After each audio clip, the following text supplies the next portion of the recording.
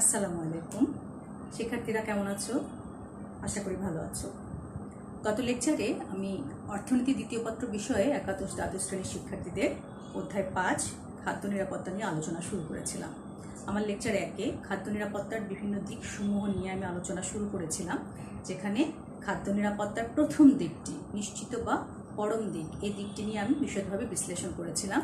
যদি তোমাদের মনে থাকে, আমরা সেখানে 3টি বিষয় নিয়ে আলোচনা করেছিলাম। এর একটি ছিল খাদ্য প্রাপ্যতা বা উপযোগিতা, পর্যাপ্ততা, খাদ্যের ক্রয়যোগ্যতা এবং খাদ্যের ব্যবহার বা খাদ্যের উপযোগিতা। এই 3টি বিষয় নিয়ে আমরা আলোচনা করেছিলাম। আজকের আলোচনায় আমরা দুটো বিষয় নিয়ে আলোচনা করব। খাদ্য নিরাপত্তার বিভিন্ন দিকগুলো যেটা ছিল, বাকি অংশটি নিয়ে আলোচনা করব এবং খাদ্য নিরাপত্তা নিশ্চিত করবার জন্য বাংলাদেশ সরকার যে ধরনের পদক্ষেপগুলো গ্রহণ করেছে সেটি নিয়েও আমরা বিশদ বিশ্লেষণে যাব। তাহলে শিক্ষার্থীরা চলো কথা না বাড়িয়ে আমরা স্ক্রিনের দিকে লক্ষ্য করি আজকের আলোচ্য বিষয়গুলো। ঠিক আছে, চলো তাহলে আমরা খাদ্য নিরাপত্তার যে অন্যান্য দিকগুলো ছিল, সামাজিক প্রাতিষ্ঠানিক দিকসমূহ, ব্যবস্থাপকীয় দিকসমূহ এবং অবস্থা সম্পর্কিত দিকসমূহ, এই বিষয়গুলো নিয়ে আজকে আমরা আলোচনা করব। 2 নম্বর পয়েন্টটি আমরা চলে যাচ্ছি সামাজিক প্রাতিষ্ঠানিক দিকসমূহ। এটাকে আমরা 3টি পর্যায়ে, 3টি লেভেলে ভাগ করতে পারি, যেমন মাইক্রো লেভেল, মেসো লেভেল এবং ম্যাক্রো লেভেল। মাইক্রো লেভেলটা হচ্ছে একেবারে ছোট বা ক্ষুদ্র ক্ষেত্র, যেখানে আমরা ব্যক্তি এবং পরিবারকে নির্ধারণ করতে পারি। দ্বিতীয়টি হচ্ছে মেসো লেভেল, ব্যক্তি বা পরিবার থেকে আরেকটু বৃহৎ, রাজ্য, উপজেলা, জেলা, এই ধরনের বিষয়গুলো এই ক্ষেত্রে অন্তর্ভুক্ত হতে পারে। 3 নম্বর ম্যাক্রো লেভেল, সামগ্রিক ব্যাপার।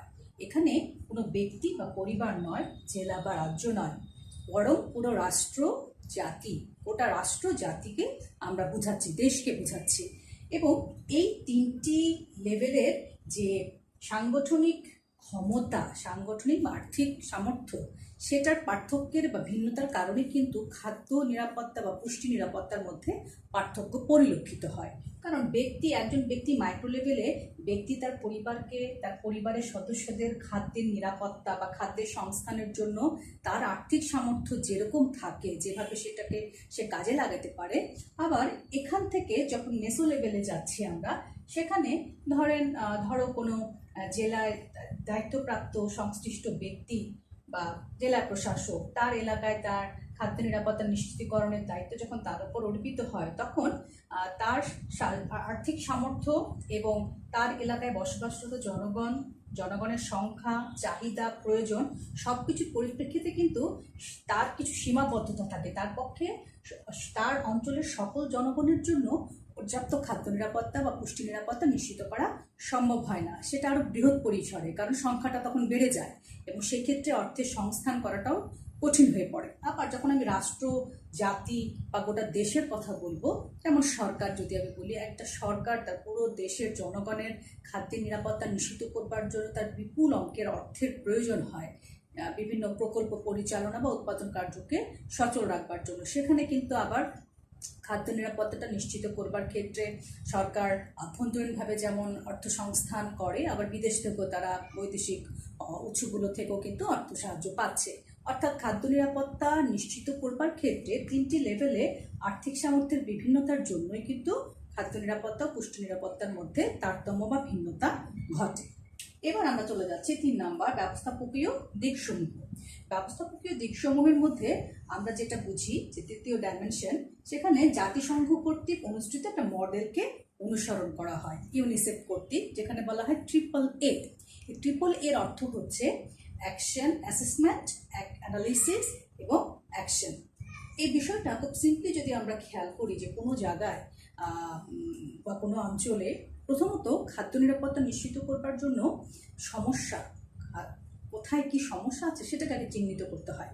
সমস্যা চিহ্নিত করবার পরে সে এলাকায় আমি পর্যাপ্ত খাদ্য কীভাবে সরবরাহ করব, সেই পথ বা ওয়েটা আমাকে বের করতে হয়। এবং তৃতীয় যেটা হচ্ছে, আমি যখন জানবো যে এই পন্থার মাধ্যমে আমার পক্ষে ওই এলাকায় বা ওই অঞ্চলে জনগণের খাদ্য নিরাপত্তা নিশ্চিত করা সম্ভব হবে, তখনই কিন্তু আমি কার্য সম্পাদনের দিকে যেতে পারবো। তো সেই ক্ষেত্রে এই অ্যানালিসিসের মধ্যে যে বিষয়টার প্রতি গুরুত্ব আরোপ করা হচ্ছে সেটা হচ্ছে প্রথমে সমস্যাকে চিহ্নিত করো, সমস্যার প্রেক্ষিতে সমাধানের পথ খুঁজো, সমাধানের পথ পাবার পর সেটাকে ইমপ্লিমেন্ট করো, কার্যকরভাবে বিশ্লেষণ করে সেটাকে সমাধানের পথে নিয়ে যাও।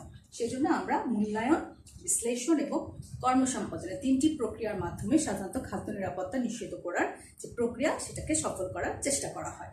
4 নম্বর হচ্ছে অবস্থা সম্পর্কিত দিকসমূহ। এটা মূলত বিশেষ অবস্থার সাথে সম্পর্কিত। এটা আমরা দুর্যোগের কথা বলতে পারি, বিভিন্ন সময় বিভিন্ন প্রাকৃতিক দুর্যোগ বা মানবসৃষ্ট বিভিন্ন দুর্যোগ আমাদের দেশে বিভিন্ন সময় বিভিন্ন স্থানে ঘটে থাকে। তো দুর্যোগ পরবর্তী মানুষগুলো যারা অসহায়, যারা দুর্যোগ বা দুর্ঘটনার শিকার হয়েছে, যারা হতদরিদ্র, ভাসমান, ফ্লোটিং পিপল, যাদের নির্দিষ্ট কোনো স্থান নেই থাকার, যাযাবর বাস্ত, এই টাইপের মানুষদের জন্য খাদ্য নিরাপত্তা নিশ্চিত করাটা একটু কঠিন। কারণ আমরা জানি যে দুর্গত বা দুর্যোগ পীড়িত এলাকায় যখন আমরা ত্রাণ বা সাহায্য সহযোগিতা নিয়ে যাই তখন বেঁচে থাকাটাই কিন্তু একটা গুরুত্বপূর্ণ ব্যাপার হয়ে দাঁড়ায়। সেখানে মানুষের মিনিমাম যে খাদ্য, চাল, ডাল, তেল বা আলু, এই যে খুব সাধারণ সস্তা যে জিনিসগুলোর কথা আমরা বলছি, এই জিনিসগুলোই তখন তাদের মধ্যে আমাদের সরবরাহ করা প্রয়োজনীয় হয়ে পড়ে। সেক্ষেত্রে তারা পর্যাপ্ত পরিমাণে পাচ্ছে কিনা বা তাদেরকে আমরা পুষ্টিকর পর্যাপ্ত খাবার দিতে পারছি কিনা সেই বিষয়টা নিশ্চিত করাটা একটু কঠিন হয়ে যায়। হ্যাঁ, এই ধরনের পরিস্থিতিতে সেটা নিরাপত্তা, পুষ্টি নিরাপত্তা এবং পর্যাপ্ত পরিমাণে খাদ্য সরবরাহের যে জায়গাটা সেটা অনেক ক্ষেত্রে অনিশ্চয়তায় পড়ে যায়।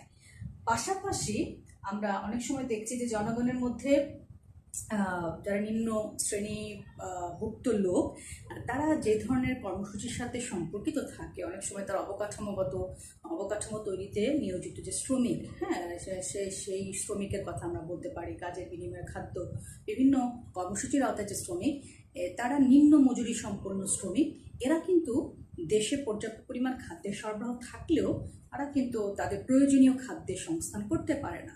হ্যাঁ, তাদের এই আর্থিক সামর্থ্যের যে সীমাবদ্ধতা সেটার কারণে এবং পর্যাপ্ত পরিমাণ দ্রব্য থাকা সত্ত্বেও নিম্ন মজুরির কারণে তারা কিন্তু তাদের পরিবারের সদস্যদের জন্য প্রয়োজনীয় খাদ্যের সংস্থান করতে পারে না বলে অনেক ক্ষেত্রে আমরা এই জায়গাটাতে খাদ্য নিরাপত্তা নিশ্চিত করবার ক্ষেত্রে অনেক ধরনের সমস্যার সম্মুখীন হয়। তো খাদ্য নিরাপত্তা শুধুমাত্র একটা দেশে পর্যাপ্ত খাদ্য থাকলে যে খাদ্য নিরাপত্তা নিশ্চিত হবে এটা কিন্তু আমরা একেবারে নিশ্চিতভাবে বলতে পারি না। সেক্ষেত্রে আমরা যে 4টা বিষয়ের কথা বললাম সেটা অত্যন্ত জরুরি। অর্থাৎ খাদ্যের সরবরাহ বেশি থাকতে হবে, 2 নম্বর হচ্ছে খাদ্য জনগণ ক্রয় ক্ষমতার মধ্যে যেন থাকে সেটা খেয়াল করতে হবে। সেক্ষেত্রে সরকারের দ্রব্যমূল্য স্থিতিশীল রাখার একটা অবশ্যই প্রয়োজনীয় উদ্যোগ গ্রহণ করার ব্যাপার থেকে যায়। 3 নম্বর হচ্ছে যে খাদ্যটা যে আমরা জনগণ গ্রহণ করছি সেটা কতটুকু নিরাপদ, কতটুকু পুষ্টি সমৃদ্ধ, হ্যাঁ, সেটা আমাদের জন্য কতটুকু সুস্থ জীবনযাপন করবার জন্য উপযোগী। এবং সর্বোপরি যে 3টা আরও বিষয়ের কথা আমরা বলেছি সেই বিষয়গুলোর দিকে যদি আমরা লক্ষ্য করি তাহলে খাদ্য নিরাপত্তা নিছক শুধু নিরাপদ খাদ্য নয়। তাহলে আজকের আলোচনার প্রথম অংশ আমরা শেষ করলাম। এবার আলোচনার দ্বিতীয় অংশে আমরা চলে যাচ্ছি। দ্বিতীয় অংশটি হচ্ছে খাদ্য নিরাপত্তা নিশ্চিতকরণে সরকারের গৃহীত পদক্ষেপ। এটা একটা বিশাল উদ্যোগ এবং বিশাল কর্মসূচি। সরকারকে বিপুল অর্থের সংস্থান এখানে করতে হয়, বিভিন্ন পরিকল্পনা, প্রকল্প প্রণয়ন, বিভিন্ন কর্তৃপক্ষের সাথে সমন্বয় সাধন, দেশীয় ও আন্তর্জাতিক নানাবিধভাবে সরকার এই বিষয়টিকে তত্ত্বাবধান এবং পর্যবেক্ষণ করে থাকে। তো বাংলাদেশ সরকার এই ক্ষেত্রে যে পদক্ষেপগুলো গ্রহণ করেছে ইতিমধ্যে এবং এগুলো কার্যকর করবার পথে রয়েছে সেগুলোকে আমরা পর্যায়ক্রমে আলোচনা করছি। প্রথমটি হচ্ছে নীতি প্রণয়ন, পলিসি অ্যাকশন। এই নীতি খাদ্য নিরাপত্তা নিশ্চিতকরণে সরকার খাদ্য নীতি প্রণয়ন করে থাকে এবং খাদ্য নীতি প্রণয়ন করতে গিয়ে সরকার কিছু বিষয়ের দিকে দৃষ্টিপাত করে। যেমন আমরা একটা বলতে পারি যে পুষ্টি সমৃদ্ধ পর্যাপ্ত খাদ্য বাজারে সবসময় সরবরাহ করতে হবে এবং সেটা স্থিতিশীল থাকতে হবে। হঠাৎ আছে এই নেই এই ধরনের ক্রাইসিস থাকবে না। 2 নম্বর হচ্ছে যে খাদ্যটা বাজারে যথেষ্ট পরিমাণ থাকলেও সেটা যেন মানুষের ক্রয় ক্ষমতার মধ্যে থাকে, সেটা যেন সকল শ্রেণীর মানুষ কিনতে পারে, সেটা একটা বড় ব্যাপার। আর 3 নম্বর নীতি প্রণয়নের ক্ষেত্রে যে বিষয়টির প্রতি গুরুত্ব আরোপ করা হয় সেটা হচ্ছে যে নারী এবং শিশু, হ্যাঁ, এদের পুষ্টির বিষয়টাকে এখানে গুরুত্ব আরোপ করা হয়েছে। যে আমরা যে খাদ্য গ্রহণ করছি, খাদ্য ক্রয় করছি, সেটা আমাদের শরীরের পুষ্টি চাহিদা পূরণ করছে কিনা, এই তিনটা বিষয়ের দিকে লক্ষ্য রেখে সরকার তার খাদ্যনীতি প্রণয়ন করে। যেখানে খাদ্য নিরাপত্তার যে তিনটা দিক আছে, পরম দিক বা নিশ্চিত দিকের মধ্যে যে তিনটা দিক আছে, সেটা সম্পূর্ণভাবেই প্রকাশ পায়। খাদ্যের ব্যবহার, খাদ্যের উপযোগিতা যেটা বলেছি, ক্রয়যোগ্যতার কথা বলেছি, এবং খাদ্যের পর্যাপ্ততার কথা বলেছি। 2 নম্বর যে উদ্যোগটি সরকার আছে বা পদক্ষেপ আছে, সেটা হচ্ছে দেশীয় উৎপাদন বৃদ্ধি। এটা একটা ইম্পর্ট্যান্ট জিনিস, দেশীয় উৎপাদন বৃদ্ধি। দেশীয় উৎপাদন বৃদ্ধির ক্ষেত্রে সরকার দেশ যদি আমদানি নির্ভর হয়ে পড়ে খুব বেশি মাত্রায়, সেটা কিন্তু দেশের জন্য ভালো না। আমদানি প্রয়োজনে আমরা করব, কিন্তু টোটাল অর্থনীতির একটা বিশাল অংশই যদি আমরা আমদানি করি, তাহলে কিন্তু দেশ পরনির্ভরশীল হয়ে যাচ্ছে বেশি মাত্রায়। এবং কোনো ক্ষেত্রে যখন ওই দেশগুলোতে যদি কোনো ক্রাইসিস দেখা দেয়, তখন কিন্তু আমরা আমদানি করতে পারছি না। যেমন এখন যদি আমরা করোনা ভাইরাসের কথা উল্লেখ করি, এই অবস্থায় বৈদেশিক বাণিজ্যের নানা দিকে নানা সীমাবদ্ধতা রয়েছে এবং অনেক কিছুই বন্ধ আছে। তো সেক্ষেত্রে কিন্তু আমরা আমাদের প্রয়োজনীয় জিনিসগুলো আমরা আমদানি করতে পারছি না। তো সেই ক্ষেত্রে সরকার যদি ফুড সিকিউরিটি বা খাদ্য নিরাপত্তা নিশ্চিত করবার জন্য যদি অভ্যন্তরীণভাবে উৎপাদনটা বৃদ্ধি করতে পারে, হ্যাঁ, নিজস্ব উদ্যোগে জিডিপি বা মোট দেশজ উৎপাদন যেটা আমরা বলছি, সেটা যদি সচল রাখতে চায় বা সচল রাখতে পারে, তাহলে কিন্তু আমাদের অভ্যন্তরীণভাবে খাদ্যের ক্ষেত্রে তেমন একটা অনিশ্চয়তা আমরা দেখব না। তো এই লক্ষ্যে সরকার ইতিমধ্যে যে উদ্যোগগুলো গ্রহণ করেছে, তার মধ্যে উল্লেখযোগ্য হচ্ছে যে কৃষকদেরকে কৃষি উপকরণ সহায়তা দেওয়া, সারের মূল্য কমিয়ে দেওয়া, ভর্তুকি প্রদান যেটা আমরা বলছি সেটা করা, কৃষি যন্ত্রপাতি কম মূল্যে কৃষকদের মধ্যে বিতরণ করা, সেচের যন্ত্রপাতি, ধান মাড়াই বা কাটার জন্য যে যন্ত্রপাতি, সেটা কারণ সাম্প্রতিক সময়ে আমরা লক্ষ্য করেছি যে বাংলাদেশে প্রচুর পরিমাণে ধানের উৎপাদন হয়েছে, কিন্তু একটা সময় দেখা গেছে যে ধান কাটার জন্য যে শ্রমিকের সীমাবদ্ধতা ছিল, যেহেতু এক স্থান থেকে অন্য স্থানে লকডাউন থাকার কারণে অনেকে যেতে পারেনি। তো সেই পরিপ্রেক্ষিতে কিন্তু সংশ্লিষ্ট এলাকার কৃষি সম্প্রসারণ অধিদপ্তর বা কৃষি বিভাগ, তারা কিন্তু কৃষকদের মধ্যে ধান কাটাই বা মাড়াই করবার জন্য যে যন্ত্র, সেটা সরবরাহ করেছে। এতে করে কিন্তু অনেক অল্প সময় তারা তাদের ধান ঘরে তুলতে পেরেছে। আচ্ছা, এছাড়া এই ধরনের কৃষি ঋণ, স্বল্প সুদী কৃষি ঋণের ব্যবস্থা করা, এগুলো সরকার করেছে। এই উদ্যোগগুলো গ্রহণ করার মাধ্যমে একদিকে যেমন কৃষি উৎপাদন বৃদ্ধি পেয়েছে, অপরদিকে সরকার এটাও নিশ্চিত করার প্রক্রিয়া করেছে যে কৃষক যাতে তার উৎপাদিত ফসল একটা নির্দিষ্ট ন্যায্য মূল্যে সরকার ক্রয় করে, কৃষকের কাছ থেকে ক্রয় করে তারা নিজেরা অভ্যন্তরীণভাবে সেটা মজুত করতে পারে। কৃষক যেন মাঠের ফসল ন্যায্য মূল্যে বিক্রি করতে পারে, তো সেজন্য এই সহায়তাগুলো তাদেরকে সরকার দিয়ে যাচ্ছে। 3 নম্বর পয়েন্টটি হচ্ছে কৃষিক্ষেত্রে গৃহীত উদ্যোগ। সরকার খাদ্য নিরাপত্তা নিশ্চিত করবার জন্য কৃষিকে কেন্দ্র করে বিভিন্ন উদ্যোগ গ্রহণ করেছে। এর মধ্যে আমি যদি একটু খেয়াল করো, কতগুলো পয়েন্ট এখানে উল্লেখ করেছে। তার মধ্যে একটু হচ্ছে কৃষি গবেষণা, ক্ষুদ্র ও মাঝারি কৃষকদের সহায়তা, কৃষি জমির আওতা বৃদ্ধি, কৃষক পরিবারদের সহায়তা, কৃষির সার্বিক উন্নয়ন। ঠিক আছে, 5টি পয়েন্ট আমরা এখানে কৃষিকে কেন্দ্র করে সরকার বিভিন্ন সময় বিভিন্ন উদ্যোগ যে গ্রহণ করে থাকে, সেই বিষয়টির কথা আমরা বলতে পারি। আচ্ছা, তো কৃষি গবেষণায় যে বিষয়টি গুরুত্ব পেয়েছে, সরকার গুরুত্ব দিচ্ছে, এর মধ্যে আমরা কতগুলো বিষয় উল্লেখ করতে পারি। যেমন কীটপতঙ্গ থেকে মুক্ত শস্য উৎপাদন, কীটপতঙ্গ বালাই মুক্ত শস্য উৎপাদন, তারপর যেসব এলাকায় লবণাক্ততার পরিমাণ বেশি, সেখানে লবণাক্ত সহিষ্ণু শস্যের জাত উদ্ভাবন করা, খরা সহিষ্ণু শস্যের জাত উদ্ভাবন করা, হাওড় এলাকায় বা অন্যান্য যে উপকূলীয় এলাকা আছে, সেখানে সে এলাকার সাথে অ্যাডজাস্টমেন্ট করে বিশেষ প্রক্রিয়ায় উচ্চফলনশীল জাতের বীজ ও শস্য উৎপাদন করা, এই বিষয়গুলো কৃষি গবেষণায় গুরুত্ব পেয়েছে। এবং বায়োটেকনোলজি, পরমাণু ও বায়োটেকনোলজি ব্যবহারের মাধ্যমে আমরা কিন্তু এই বিষয়গুলো কাজে লাগাচ্ছি, কৃষিক্ষেত্রে আমরা কাজে লাগাচ্ছি, এবং কৃষি একটা অভাবনীয় উন্নয়ন সাধন করছে। আচ্ছা, এরপরে আমরা যদি খেয়াল করি, আমাদের দ্বিতীয় পয়েন্টটা ছিল ক্ষুদ্র ও মাঝারি কৃষকদের সহায়তা প্রদান। এটা একটা গুরুত্বপূর্ণ বিষয়। এটা অনেক সময় কৃষকরা তাদের প্রাকৃতিক দুর্যোগের কারণে মাছের ফসল নষ্ট হয়ে যায়। তো সেক্ষেত্রে সরকার যদি ওই কৃষি পণ্য মূল্যের যে সহায়তা, সেই সহায়তাটা যদি কৃষি বিমার মাধ্যমে প্রদান করতে পারে, সেটা একটা গুরুত্বপূর্ণ ব্যাপার। তো সেক্ষেত্রে সরকার অনেক সময় কৃষকদের কৃষি বিমা বা শস্য বিমা যেটাকে আমরা বলছি, সেটা প্রবর্তন করে সেই কৃষি পণ্যের যে ড্যামেজ বা ক্ষতি হয়েছে সেটা পুষিয়ে দিচ্ছে, আবার পাশাপাশি কৃষকের উৎপাদিত ফসলের ন্যায্য মূল্য নিশ্চিত করার বিষয়টিকেও তারা নজরদারি করছে।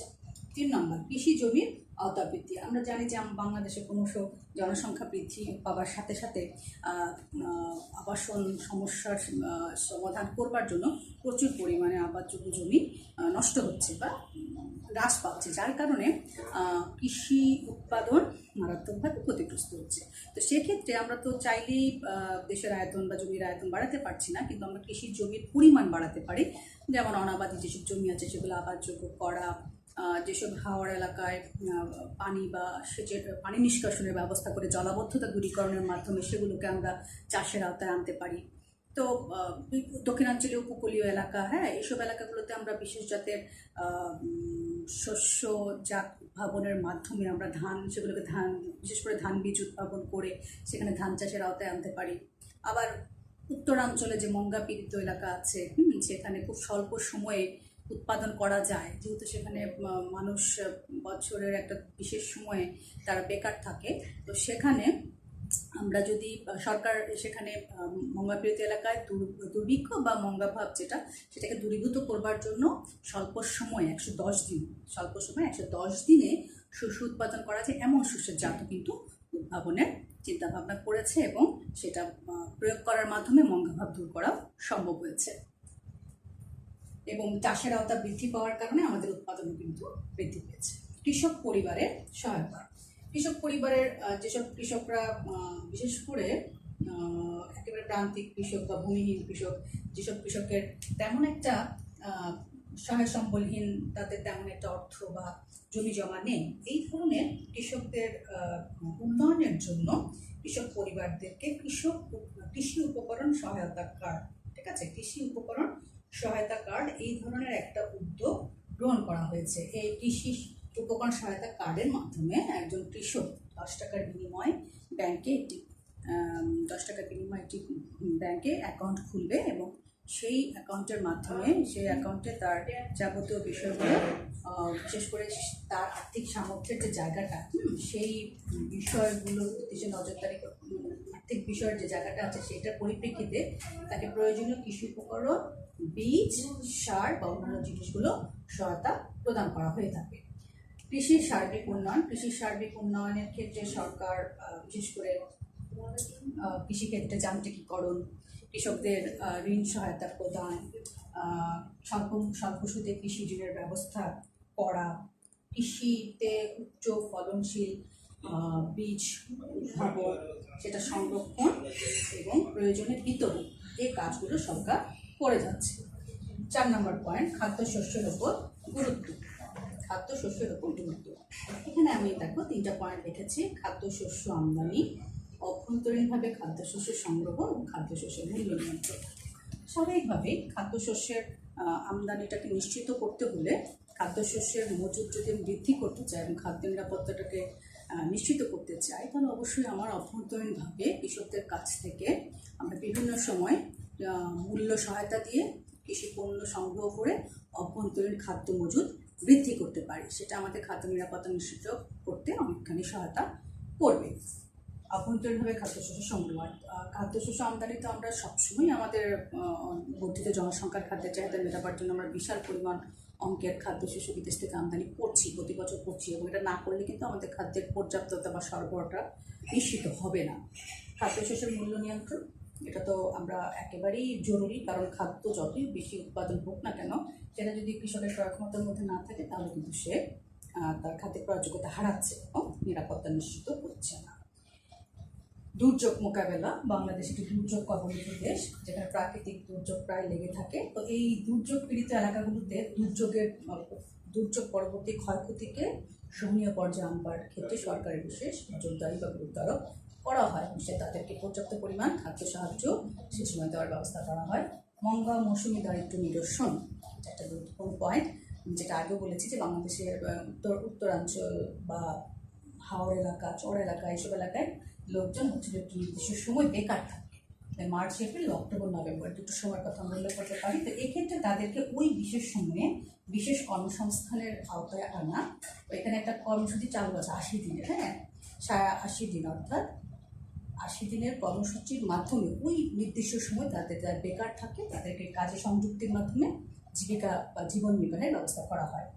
আন্তর্জাতিক সহযোগিতা বিভিন্ন সময় আমরা খাদ্য নিরাপত্তা নিশ্চিত করবার জন্য সরকার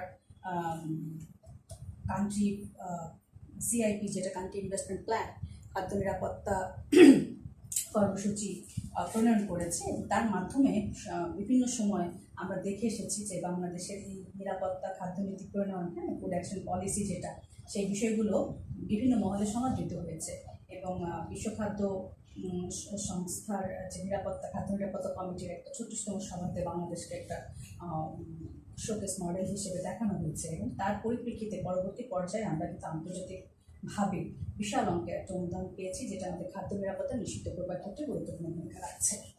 এরপরে আছে নিম্ন আয় ও দরিদ্র জনগোষ্ঠীর জন্য খাদ্য প্রাপ্তি কর্মসূচি। এখানে সরকার বিশেষ করে কিছু গোষ্ঠী বা কিছু নির্ধারিত জনগণের জন্য কিছু বিশেষ কর্মসূচি গ্রহণ করেছে। আমরা উল্লেখ করতে পারি যেমন VGF, vulnerable group feeding group, তারপর আছে ওএমএস এর মাধ্যমে নিম্ন আয় সম্পন্ন লোকের মধ্যে বা শ্রমঘন বসতিপূর্ণ এলাকাগুলোতে সরকারের স্বল্প মূল্যে জনগণের মধ্যে খাদ্য সহায়তা প্রদান। এছাড়া কাজের বিনিময়ে খাদ্য কর্মসূচির মাধ্যমে খাদ্য নিরাপত্তা নিশ্চিত করার কথা বলা হয়। ভিজিএভি বিভিন্ন উপকরণ সহায়তা কর্মসূচি, নানাবিধ কর্মসূচির মাধ্যমে কিন্তু সরকার দরিদ্র এবং নিম্ন আয় সম্পন্ন জনগণের খাদ্যপ্রাপ্তি কর্মসূচিকে সচল রাখার চেষ্টা করছে। এটাকে আমরা বলছি সামাজিক নিরাপত্তা বলয় কর্মসূচি। এই আওতায় সাধারণত সুবিধা বঞ্চিত মানুষরাই এই সুবিধা পাচ্ছে। এবং সর্বশেষ যেটা বলবো, খাদ্য মজুদ। আমরা বিভিন্ন পরিস্থিতিতে সরকার যদি পর্যাপ্ত পরিমাণ খাদ্যের মজুদ সংস্থান করতে না পারে, তাহলে কিন্তু যেমন এই মুহূর্তে আমরা যে পরিস্থিতির মধ্য দিয়ে যাচ্ছি, সেখানে আমাদের আন্তর্জাতিক বাণিজ্য মারাত্মকভাবে ক্ষতিগ্রস্ত। সেজন্য অভ্যন্তরীণভাবে দেশীয় উৎপাদন বৃদ্ধি এবং পর্যাপ্ত পরিমাণ খাদ্যের মজুদ যদি পূর্ব থেকে আমরা করে রাখি বা করে রাখতে পারি, তাহলে আমরা কিন্তু এই ধরনের অনাকাঙ্ক্ষিত পরিস্থিতিতে অনেক বেশি দুর্যোগের বা অনেক বেশি ক্ষতির সম্মুখীন হব না। তো খাদ্য মজুদ প্রক্রিয়ার মাধ্যমে সরকার বিভিন্ন সময় অভ্যন্তরীণভাবে যেমন খাদ্যের সংগ্রহ হচ্ছে, পাশাপাশি বৈদেশিক বা আন্তর্জাতিকভাবেও আমদানির মাধ্যমেও কিন্তু দেশে খাদ্যের মজুদকে শক্তিশালী অবস্থায় রাখার চেষ্টা করছে। তো এই হচ্ছে বাংলাদেশ সরকারের খাদ্য নিরাপত্তা নিশ্চিতকরণের যে পদক্ষেপগুলোর কথা আমরা বললাম সেটা। তাহলে শিক্ষার্থীরা, আজকের আলোচনার মধ্য থেকে আমরা যে দুটো বিষয় আলোচনা করলাম শেষ করলাম, সেটা হচ্ছে খাদ্য নিরাপত্তার বিভিন্ন দিক এবং খাদ্য নিরাপত্তা কীভাবে নিশ্চিত করা যায় সেটার জন্য সরকারের গৃহীত বিভিন্ন পদক্ষেপ। আগামী ক্লাসে আমরা নিরাপদ খাদ্য কী, নিরাপদ খাদ্য গুরুত্ব কী, বিষয়গুলো নিয়ে আলোচনা করব। এবং আজকের আলোচনা থেকে আমরা যা বুঝলাম সেটা পরিপ্রেক্ষিতে আমি একটি প্রশ্ন তোমাদের দিচ্ছি, তোমরা সেটি বাসায় হোমওয়ার্ক হিসেবে রাখবে এবং লিখবে। সেটি হচ্ছে খাদ্য নিরাপত্তা নিশ্চিতকরণে সরকারের গৃহীত পদক্ষেপগুলো কী তা বিশ্লেষণ করো। ঠিক আছে? তো আজকের আলোচনা এখানেই শেষ করছি। সবাই ভালো থাকো, সুস্থ থাকো। আগামী ক্লাসে আবার দেখা হবে। ধন্যবাদ।